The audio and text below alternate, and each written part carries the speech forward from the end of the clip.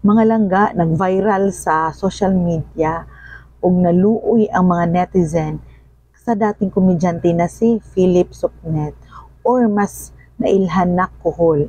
Ilabi na sa iyahang kahimtang karon kung asa siya nagatulog ug nagapuyo.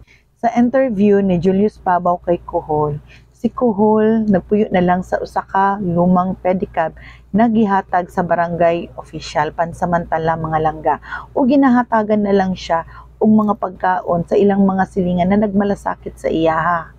Ug nag-ingon pod si Kuhol sa interview niya kay Julius Babaw nga gipalayas siya sa balay sa iyang igsuon didto sa Quezon City human kini gireklamo og pagpangulata sa iyahang manugang. Gipangutanan ni Julius Babaw si Kuhol kung kumusta iyahang kahimtang karon.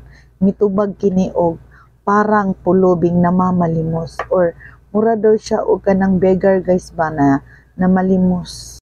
Silbing tabang ni Julius Babaw kay Kuhol, gikuhaan niya kini og gamay na kwarto para maging safe si Kuhol ug malayo sa mga sakit. Samtang wala pa na ayos ni Kuhol ang iyang problema sa iyang pamilya. Gihatagan po ni Julius Babaw og appliances si Kuhol sa iyahang gipuy-an para maging maayos iyahang kahimtang. Si Kuhol na ilhan isip sidekick na komedyante kaniadtong 90s sa pelikulang Mongolian Barbecue.